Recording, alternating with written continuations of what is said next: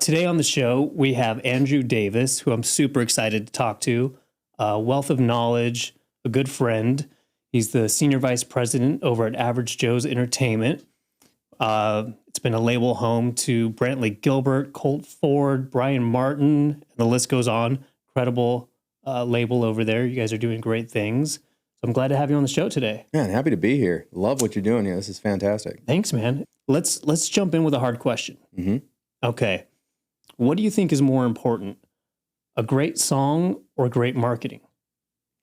Well, as we say in Nashville all the time, is it all starts with a song, right? Right. However, I do believe that it's the combination of all of it. I think that you need a song that's going to resonate, but the hard part about marketing is getting it to resonate, right? A lot of times in this world, we do have, now especially, we do have platforms out there that maybe it's a lot more of a guessing game than it is about the song, right? You can throw 6 to 7 songs at TikTok, for example, and maybe get one to stick. And if that's the one that sticks, then roll with it, right? You kind of have a little more opportunity to test the waters a little bit. So is that a strategy you guys actively use, is kind of testing which songs are getting traction and getting a good response, and then you might move forward with making it a proper release? Absolutely, yeah. I think I would say maybe right before TikTok, it was like, let's hold the new music. Let's not share it with the world yet, right? Let's not tease it. Now, as TikTok becomes, now it's a completely different thing, but TikTok is popularized, whatever, it's been around a while now. Now the strategy is like, okay, go ahead and tease it. Tease it. Whatever resonates and whatever people, seem to, go towards, we might have a good idea what the song, the focus track, if you will, is going to be for that particular project. It certainly helps you determine and take a better, more educated guess of what people want. A better guess. Yeah, exactly. And then I think we're getting down to the wire with TikTok potentially getting banned in the US, right? So you got to another plan in your back pocket with a different platform to maybe use that strategy on, or are we going to wait and see what happens with TikTok? Well, the good news about it is I feel like the way that I like to, build things out within the marketing department is not rely on one platform, right? So we've never heavily relied on that platform. We'll do the same sort of teasing on other platforms, specifically vertical format, when it comes to shorts and reels and things like that. So Instagram, YouTube, Meta has its place, with stories and things like that as well. So luckily, we didn't put ourselves in a position where, oh my gosh, TikTok goes away tomorrow. We're scrambling, trying to figure out the next place to be. Luckily, we're still kind of, keeping things pretty consistent across the board. Of course, changing content on each platform enough, but knowing what works on each platform's helped us. So therefore, we'll double down on the other platforms. And you mentioned YouTube, and then a mutual friend of ours told me that you're certified with YouTube for audience growth. Yes. What does that entail? What's that all about? Well, so we're actually entirely a YouTube certified company. So in order to maintain, a good standing within our multi-channel network where we house all of our YouTube channels, we got to maintain our certifications. So I have everybody in my department, in the marketing department, get 3 to 4 different certifications within YouTube.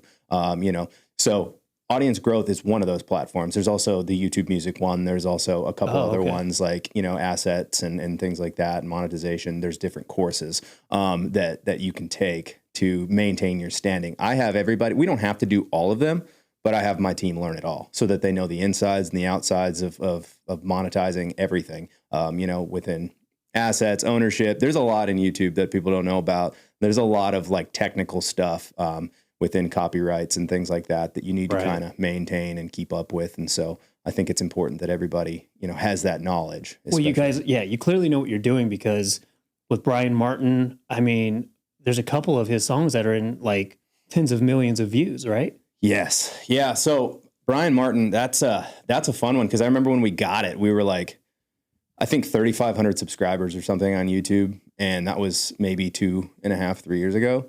We're well over 200,000 now. We've been able to grow that pretty substantially. And we learned pretty quickly that platform was going to be a big one for him. But within the company history, YouTube's been one of our bread and butter platforms. We've always utilized it to the max, right? We've always been that company that's going to have a music video for our primary tracks. Even our secondary tracks, we're going to go with music videos. But also, we're doing lyric videos. We're doing visualizers. We're doing acoustic videos. We are our video content, even before video content was supposed to be the future of everything, or is the future of everything, was already our tactic, right? That's what we did. We believed that video first was the method. And we always call ourselves, we're a content company. We're not a record label, right? That's a good way to look at it. We're a content company. Yeah. So we would just want to make the coolest possible content we can, you know, to help sell the music. The music's there. Of course, we got to sell music, but how are you going to sell music, right? Especially if you're selling music that is completely, you know, left of center, like a country rap song or something, for example. Like we were doing a lot of that back in the day. You had to come up with some sort of content because it wasn't necessarily a genre that was mainstream by any stretch. So we just had to think left of center and just do things completely different. Yeah. And what about YouTube Reels? So how are you guys navigating that as a way of driving traffic to, let's say, Bryan Martin's page and converting them to a subscriber? Yeah. So YouTube Shorts, that is probably, we focus very heavily on that now. We use it as kind of like a teaser method, almost like the TikTok concept. But what we are doing with it is we're kind of taking snippets of the music video, teasing it on there, priming the pump for the actual subscriber to realize that something bigger is coming. A longer form of this particular song is coming. Sometimes if we're sitting in an acoustic session, we'll take a little snippet, vertical format, and pop those up on Shorts, just to kind of, you know, let the subscribers know that there is something bigger coming. But also we're using it for visualizers a lot. Like we'll shoot vertical format visualizers specifically for Shorts. Just so, because it's a format right now that YouTube is pumping. They want that to be kind of a priority in the sense. And so you're seeing a lot more short content pop through your feed when you're scrolling. And so, of course, we're going to dive right in and do all of that. We're going to do it, and we're going to do it almost like we're posting full-length videos. Our content strategy is going to, you know, heavily focus on those particular things that they're pushing at the time. So therefore, vertical content on Shorts, we're basically shooting videos like that now, you know? Yeah, well, everybody's vertical, you know? Yeah, on the phone. everybody. So let's say there's, you know, an artist out there listening to this and they want to get better at YouTube. Yeah. With all those certificates that you guys have in-house and all that knowledge, what are like two things an artist should be looking at to optimize their YouTube reach? So I think it's absolutely utilize the options that they offer, which would be YouTube community, things like that. I know community is not a massive thing, but do keep up with community because community is directly going to your subscribers, and Shorts for sure. Shorts drives traffic to your profile, but it also drives eyeballs to your content. And I think you're going to see more Shorts funneling into the algorithm than you do full-length content right now. So that's important. I think it's important to consistently have content. If this is a musician world, if we're talking about musicians and artists, specifically, it's important to have, I think, I guess I call it supplemental content. And what that is essentially, what are you doing in between releases, right? The releases are your tentpole moments. Those are your moments that you're focused on. You want to drive, you know, you want those to be high viewed content, right? Those are your monetizable, everything's monetizable in a sense, but those are your high, you know, valued assets, right? Yeah. The supplemental content would be like webisodes or like real life, like tour diaries or like, you know, podcasts or like, you know, things like that. These little supplemental moments that kind of lead you in between tentpole moments. That is, to me, key to a healthy YouTube channel. Also, schedules. You know, you should have a pretty regular schedule of when you're putting content up. What's a good weekly cadence? Yeah, I knew that question was coming. I think that so we've tested different things, right? We've tested weekly videos, bi-weekly, and what I've learned that comes best for artists is bi-weekly. That's kind of worked good for us. I think YouTube definitely likes the weekly to bi-weekly concept.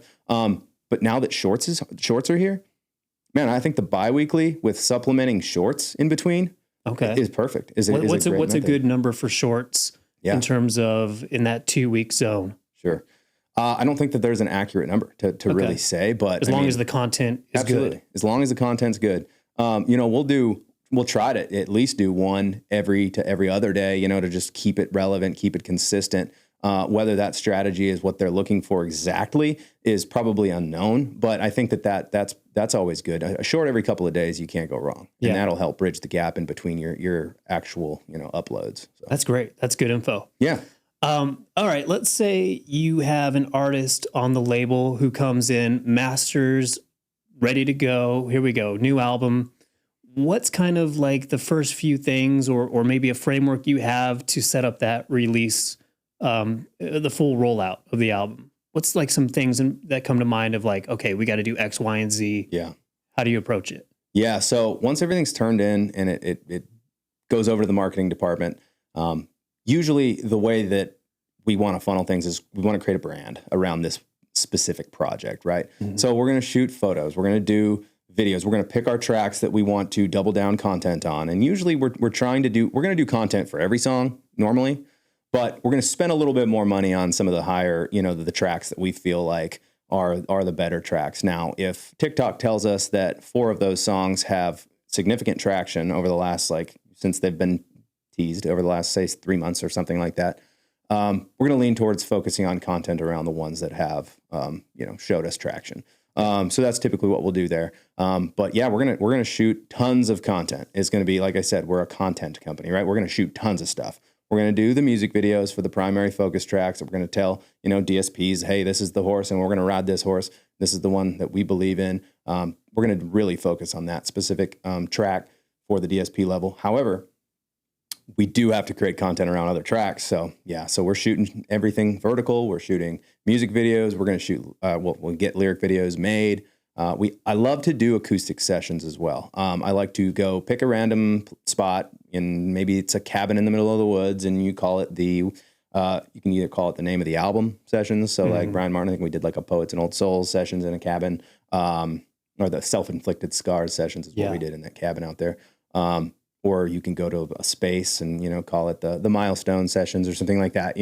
I love sessions, especially for artists that really showcase their art on acoustic guitar and a vocal. I think that those types of content are great. And you can do every single song individually. And there's your content for YouTube for, say, you got 10 songs on the album, 10 weeks. And then would you use that audio on the back end of the official release as maybe just put that through the DSPs as the acoustic version of that? Yeah, so we've done it. We've certainly done it. I think the last couple albums we did, we stuck a couple acoustic tracks on the back end of it.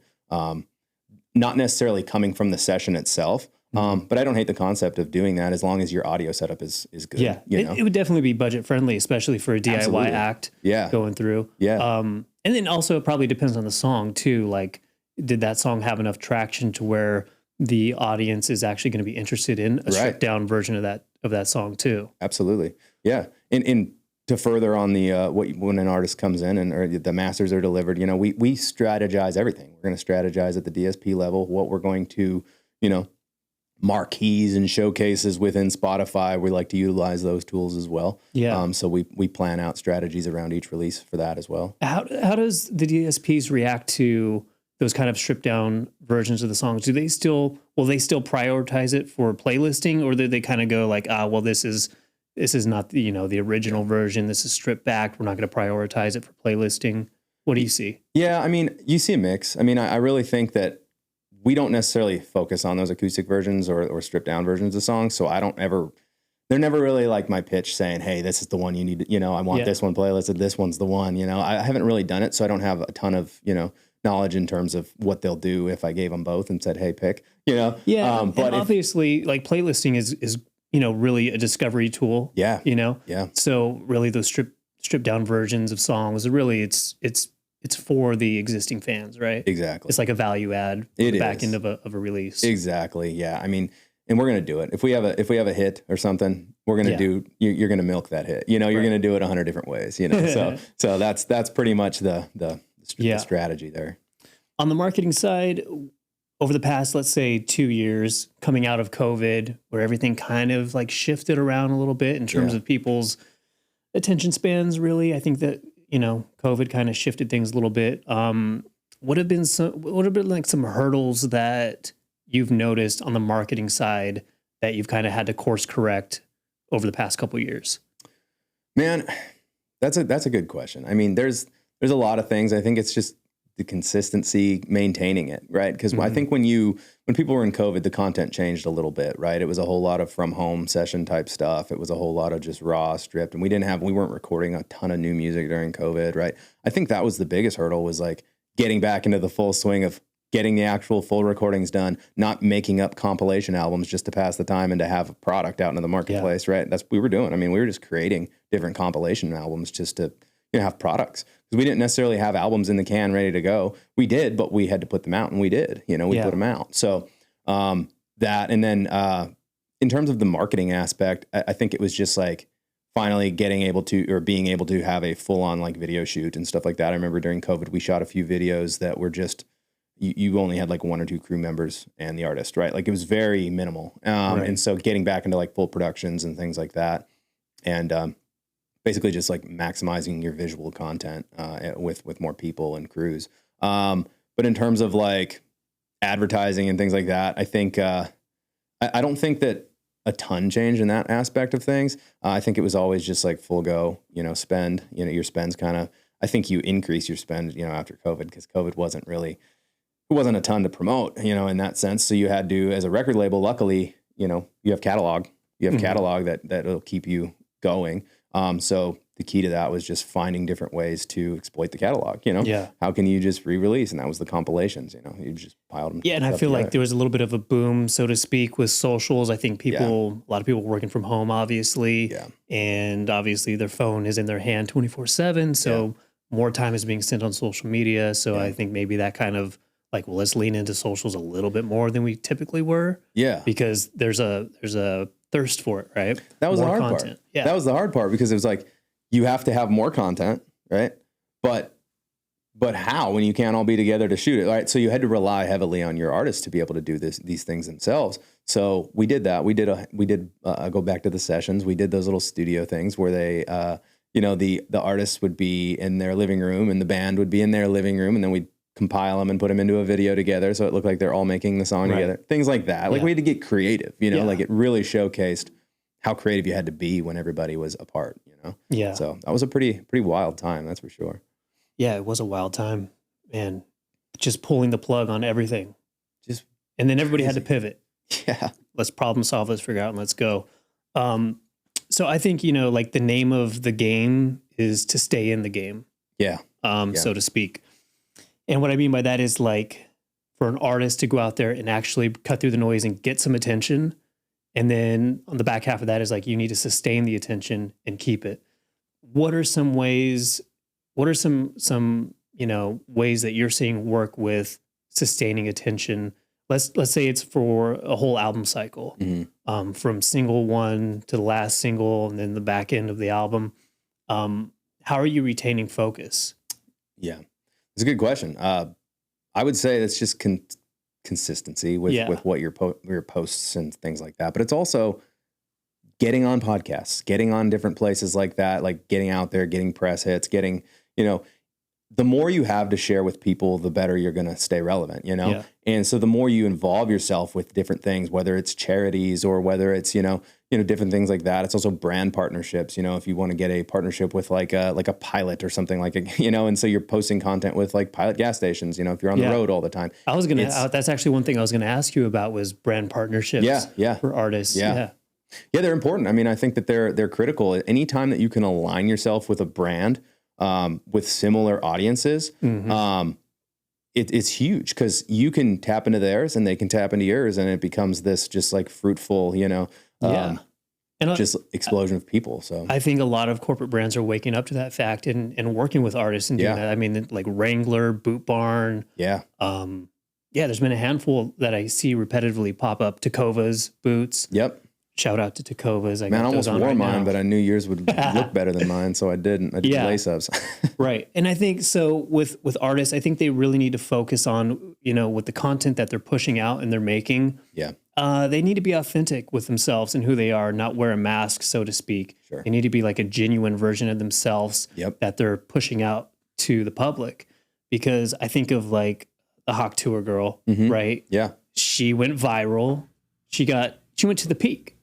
And then there really wasn't much substance. Right. So people could not stay in tune with it. You know what I mean? Absolutely. So what's kind of your philosophy with the artists you've worked with over your career in terms of finding that authentic voice, in terms of the forward facing to the public, and like how to get that out of the act? Because a lot of times, like serious artists just want to create music, and that's the thing. And then having to do social media, even some artists don't like doing traditional media.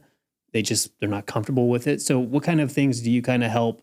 Maybe it's like working on a brand book. Like you said, if it's a new album, we're going to look at it as a brand. Like, what are some key ways you look at finding that authentic voice to help them kind of create the content?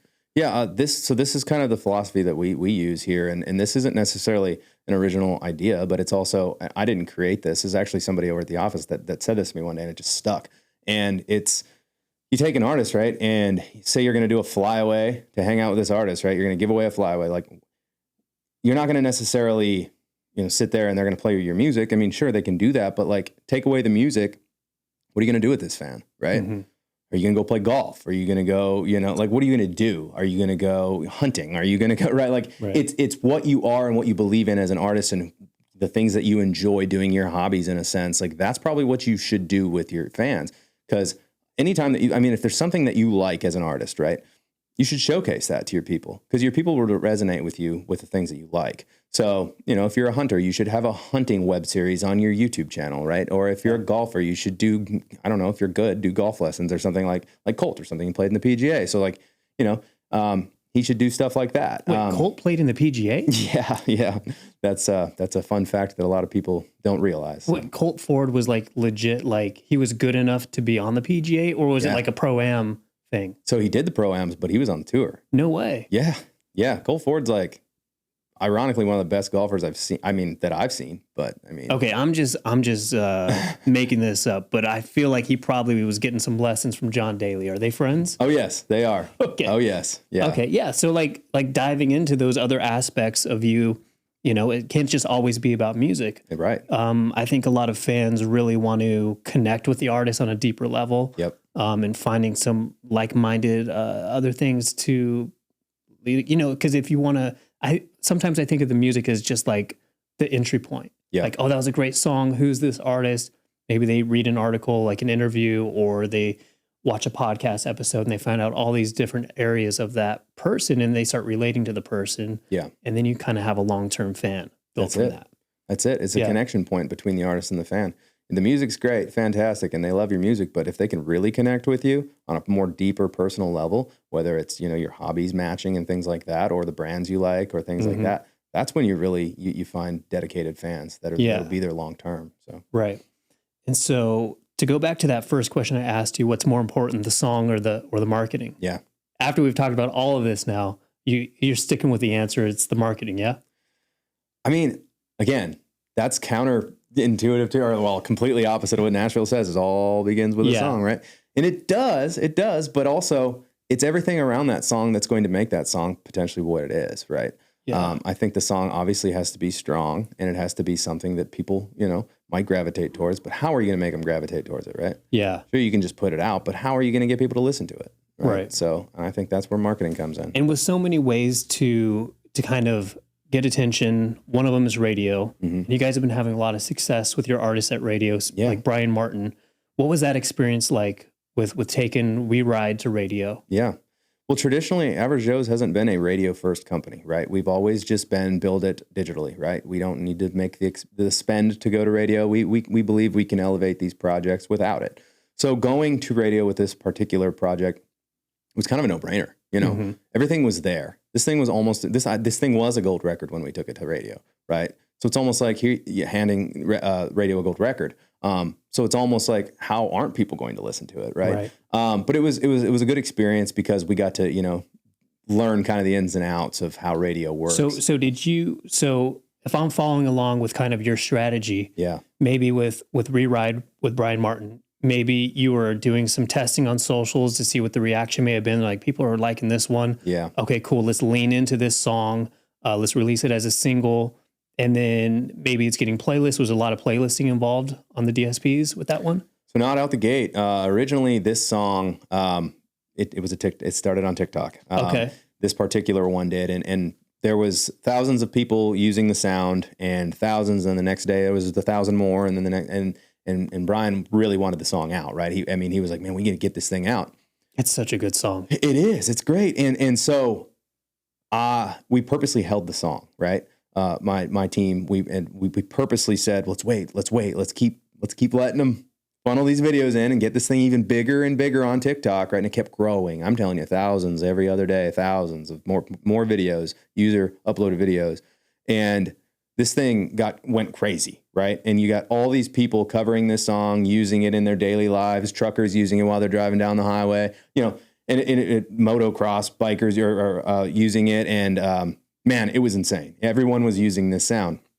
So we waited and waited and waited, and it kept going and going, and finally we're like, okay, it's time, right? Like we knew. Which that's kind of a risk to take. Absolutely. Because you were getting all that attention on it, and then you're like, let's keep riding it. It's like gambling almost. Like, let's let this thing ride and ride. That's it. Speaking of the song We Ride. No pun intended. Let's let it ride, and then finally pull the trigger. And then what'd you do at that point? And at that point, we knew we had it. We had a hit. We were like, okay, these people want it, and they keep using the sound. So supply and demand, right? That's right. If you go back to that. That's right. So we eventually put it out, and the thing went crazy. It went absolutely crazy.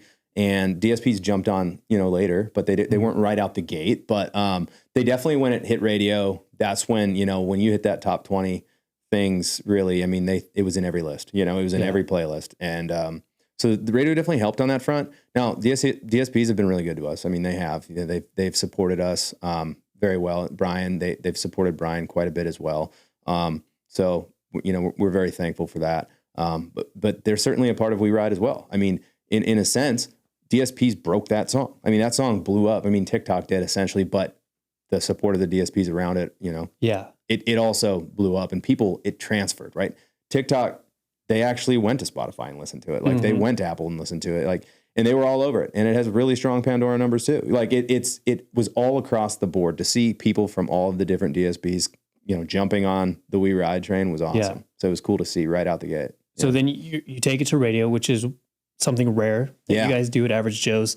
What's some insider baseball with taking a single to country radio? Like what's a budget look like to go to country radio?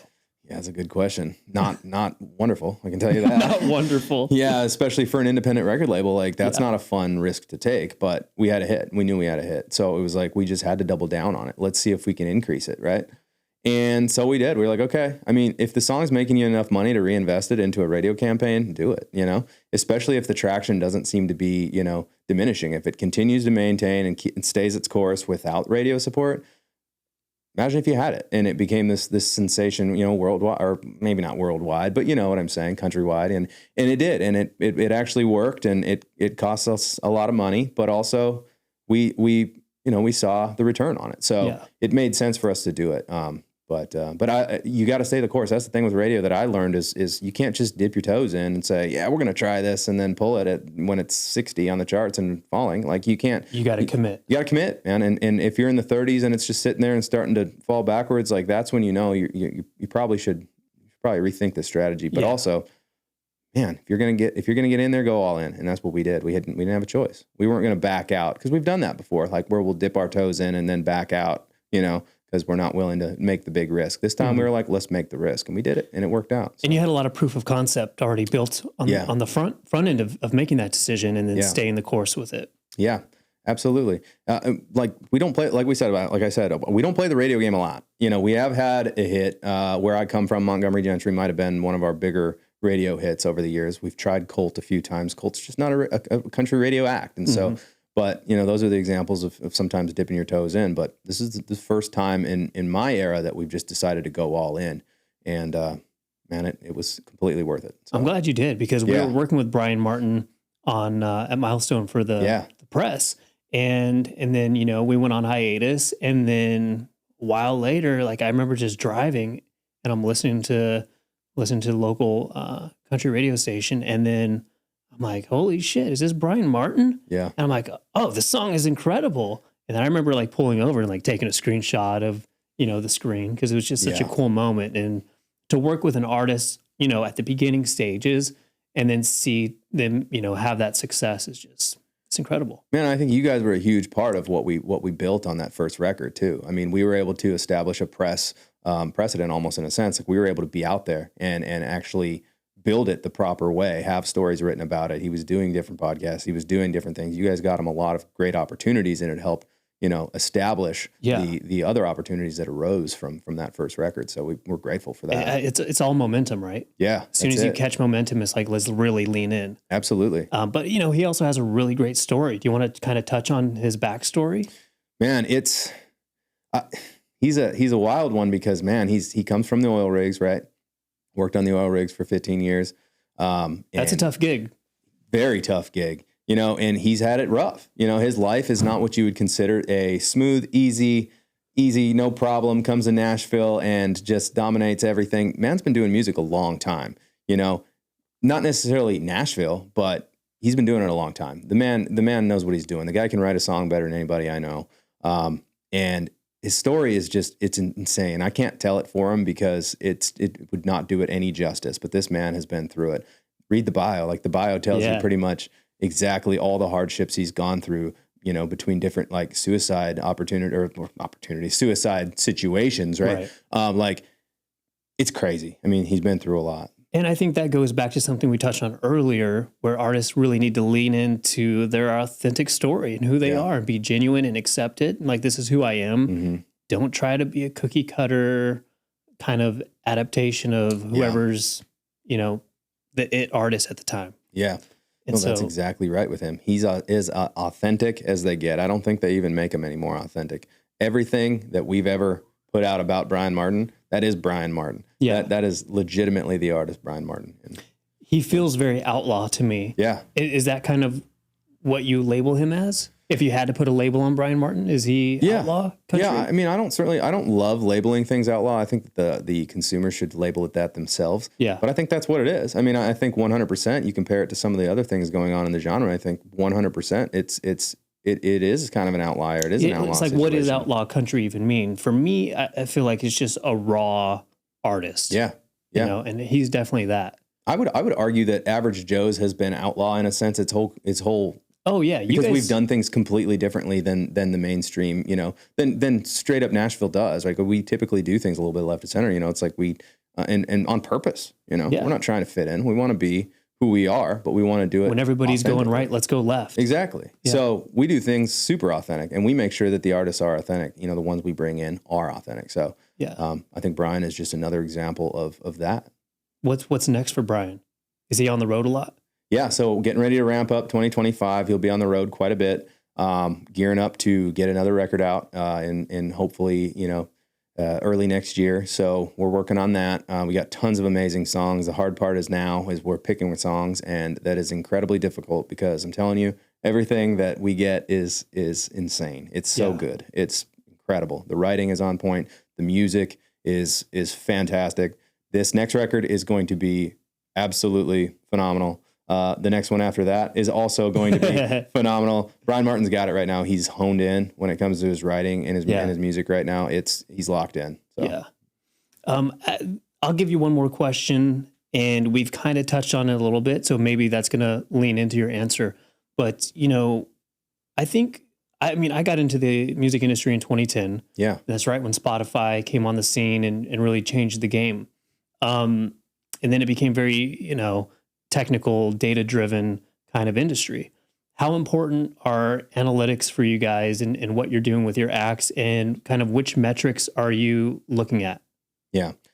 Analytics are everything. I mean, really, we're always looking at them constantly every day. We're seeing, we're trying to make sure that there's constant growth across the board, all platforms, things like that. We look at everything from streaming metrics to, our listeners, making sure our listeners are growing, our Spotify monthly listeners, places like that. We want to make sure our social media metrics are consistent. We do weekly metrics reports where if there's not growth, then we need to make sure the next week there is double the growth so that we make up for the week we didn't grow, right? Like, so we're always constantly trying to make sure all of our subscribers are growing, our newsletters, people that are signed up to the newsletters, just the little things, even the little things that matter. Things like that. I think that the social metrics are huge too. Like I said earlier, making sure those things are growing on a weekly basis is critical to me. And you're going to have down months. I mean, in weeks, it's going to happen. But we try to keep. How important? Let's say it's a newer act, and they're carving their path. Yeah. How important is it for them to establish an email newsletter, like to build up subscribers for an email newsletter? I believe it's huge. I mean, personally, because to me, it's still the easiest entry point. It's still relatively inexpensive to run. So all you got to do is this is the best way to do it, and take this information and run with it. Buy a grill, right? Go buy a grill. Talking about like a grill to cook on? A grill to cook on, right? Okay. Go buy a Traeger. It's an investment, right? Oh, I got one. They're great. Or you can buy a cheap one, right? Or just buy a cheaper grill, whatever. And then, keep it brand new, and then create a giveaway on your social media to give away a Traeger grill, right? Create cool graphics. You don't have to be working with them or anything. Just give it away, right? Give this grill away. Grow your subscriber base. And we did this with Colt, right? We did this Traeger grill giveaway way back when, and we grew that thing 30,000 subscribers because people wanted that grill. Now you'll sometimes see, like, you tie in the album with it, or like a, promotional aspect of the music and things like that. It's almost like what Toby Keith used to do. He'd put the Ford truck insert in all of his albums. He put the Ford truck on stage. Everywhere. Yeah. Right. So like the insert would always be in the albums, win a Ford F-150, right? And so it's brilliant. So we just do that in a digital scale instead of a physical sale, right? We do that in the digital world. So grill giveaways, things like that, stuff people want, give it away. Yeah. People always sign up for giveaways. So that is a great tip. So grow those bases, grow those subscribers. Go out and then try to make sure it's on brand with who you are as an artist, and it's authentic to your other interests. So if you're a hunter, maybe go out and get I don't know, maybe a bow and arrow. Can you ship those? Probably, right? Yeah, absolutely. Yeah. So, and then that's a great tip. That's awesome. And then as you grow and you align yourself with these particular types of brands, cold call them. Just be like, hey, look, I've been giving away like a bow a year. Like, and call Hoyt Archery and be like, hey, look at what I've done. Look at all these subscribers that I got just for me. Like, could you imagine if we did one together? Like we could, and some of these brands, now Hoyt's huge. That's a big archery brand, but that's an example.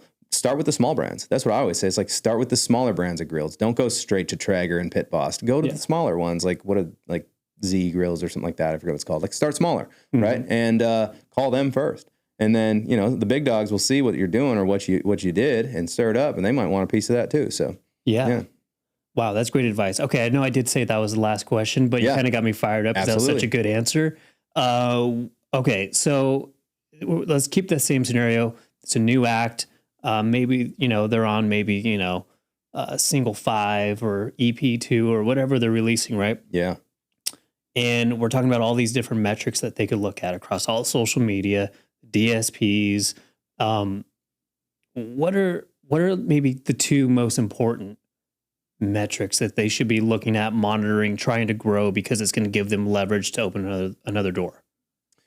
That's a good question. I mean, I think if you're talking about Spotify specifically, your monthly listeners are very critical. I think that you want those people, but also they offer tools to reach those people, but also to reach people outside of that. That's one we like to grow. I want to grow that and want to make sure that that's up. But also, we want to make sure, I go with that one, and I go with listeners across the board. Streams, I think that your streams are critical as well, naturally, because we're a record label. So we're going to go with that. I would have said way back when YouTube subscribers, just because it was always our focus. We focused on that platform a lot, and you used to be able to hit them directly a lot easier, and it's becoming a little harder to do now. But that's another one. And I'm trying to think. I'm looking at insights all day long, every day. So it's like I'm trying to think of the ones that I really gravitate towards all the time. And while we're touching on streaming and Spotify, artists who outsource to third-party playlist pitching, things like that, what's your take on that? Because my take is that what I notice is it's a lot of bots in other countries. Yeah. And you're getting placed on playlists, and then it's showing that your top listeners are in Brazil or India. And that's a red flag to industry people of like, well, we know what you did. Yeah. You know what I mean? Yeah. What's your take on those? Is there any third-party playlisting that's worth it for artists, or should they just try to keep it organic, submit their songs through Spotify for artists, maybe lean into their distribution partner for playlist pitching? Like, what's your take on that? Don't do third-party. Don't do it. Don't do it. It's going to pump bad data into the system, and you don't want that. I literally had an artist that we're working with ask me about that. That's kind of what on his whole rollout strategy, he was asking for recommendations. And I said, "Oh man, you gotta team up with a good distro partner who's going to have a real live person there, who's going to champion you to the DSPs and the official editorial playlist curators. Yep.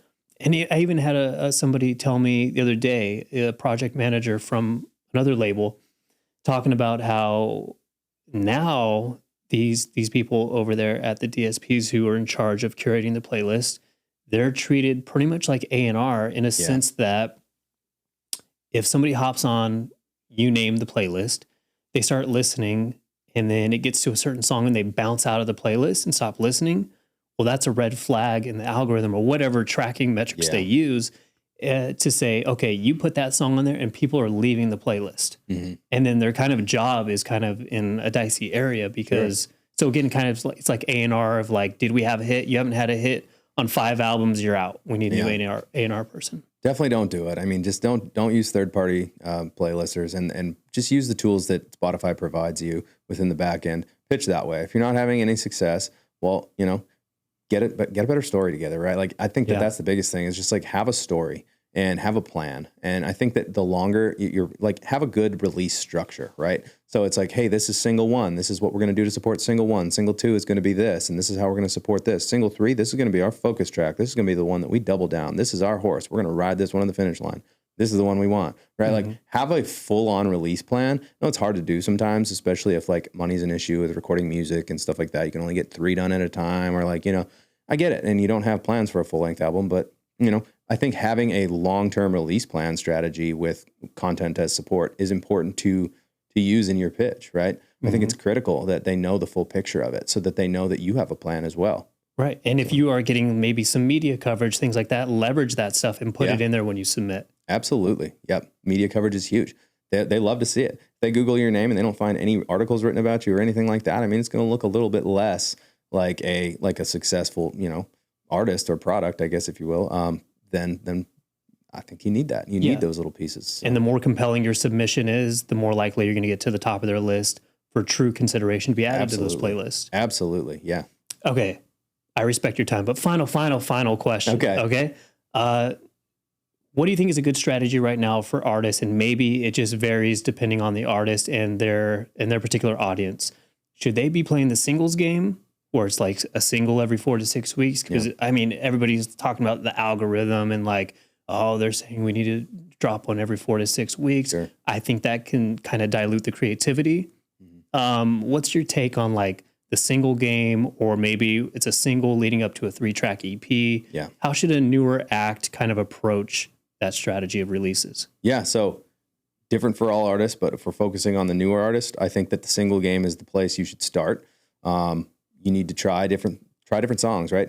I think that the 6 to 8 week timeline is a little bit more, I think that that's better. I would probably lean more towards the 8, just to start, but like have tons of content supporting these assets, these recordings, and make sure that you double down on content on each track, because the first one's probably not going to take off. If it does, you're lucky, right? Yeah. And you should be ready to go with another one, but also you don't jump on it, right? Don't step on it. Like you said, 4 weeks, that's going to dilute. I don't believe in the 4-week model. I don't like that. Like I said, I'm more of a 6 to 8 for a new artist. 6 to 8 is the sweet spot, in my opinion.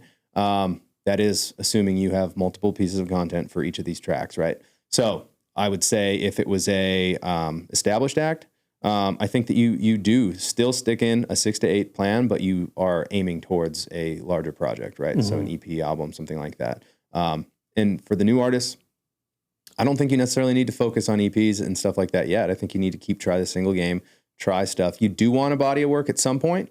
I think you'll know when that is, right? Like if you want to double down, spend more money, don't just go out and spend all your money on an EP right out the gate, because you don't know if it's going to work. It might not be sustainable. Now, if you got all the money in the world, be my guest, go do it. But spread everything out, right? Spread it out. So that's what I would do. I would play the single game. If you're a new artist, try it, get something to stick, get something vertically to go off. If you get a short or a reel or a TikTok or something like that to just go off, that's going to help you because it will translate. So that's what I would focus on. I would focus on visualizer content around recordings, even recordings that aren't out yet, just to see if you can gain some traction online first. And if you get some traction online, there's a better shot of you actually getting a return on your investment from recording. So that's what I would do. That's just great advice. I think this whole conversation has been packed with great tactical advice for people to just go apply.